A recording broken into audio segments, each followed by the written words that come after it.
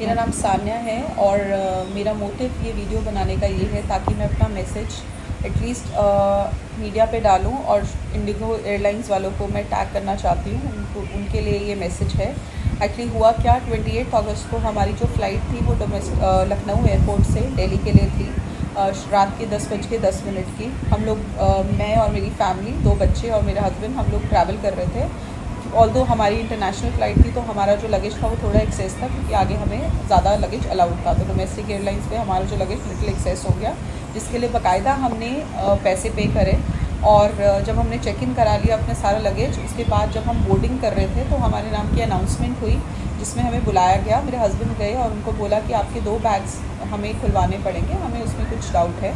और उन्होंने हमसे कीज़ कलेक्ट करी और जब बैग्स खोले तो उसमें एक बॉल थी और एक में लिक्विड वगैरह था। तो उन्होंने बोला कि हमें ये बॉल डिफ्लेट करनी पड़ेगी सो दैट आप इसको आगे ले जा सकें।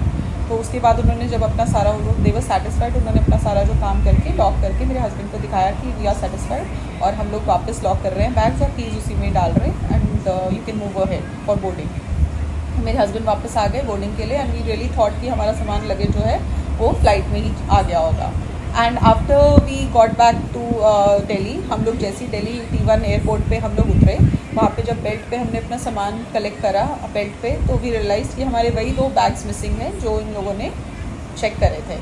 एंड अराउंड 11:30 हम लोग दिल्ली रात को पहुँचे T1 एयरपोर्ट पे, और हमारी जो इंटरनेशनल फ़्लाइट थी वो सुबह 4 बजे T3 से थी।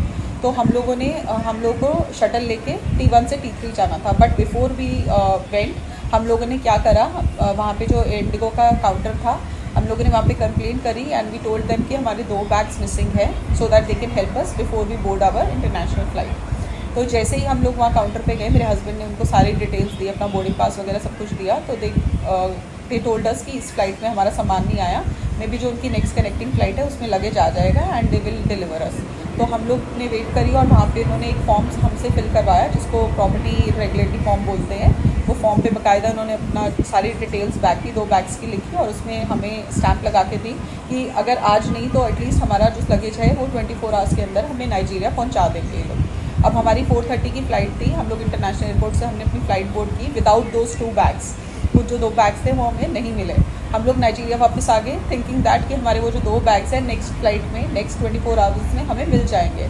बट जब हम यहाँ पे लैंड हुए उसके बाद एक दिन हमने वेट करी, हमने इवन ट्रैक करा, वो जो इन्होंने हमें ट्रैकिंग ID दी थी उस पर तब तक लखनऊ दिखा रहा था वो सामान।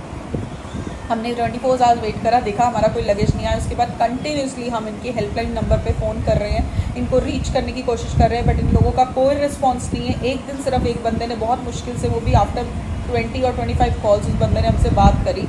तो उसने हमारी सारी डिटेल्स कलेक्ट करी और उसने बोला will get back to you. और उस दिन के बाद से आज लगा लो 3रा दिन है, आज तक किसी बंदे ने, हमें शायद 10 हेल्पलाइन नंबर्स किसी ने दिए होंगे इनसे कांटेक्ट करने के लिए, किसी बंदे ने हमसे बात नहीं करी है, कोई हमारा फ़ोन नहीं उठा रहा है। आई फेल टू अंडरस्टैंड, जब तुम लोगों ने फ़ोन